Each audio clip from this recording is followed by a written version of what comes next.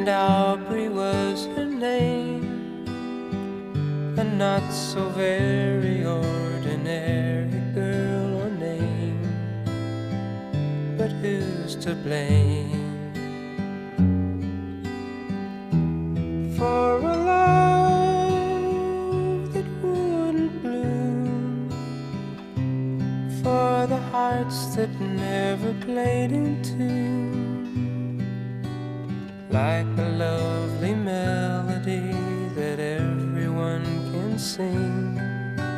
Take away the words that rhyme, it doesn't mean a thing.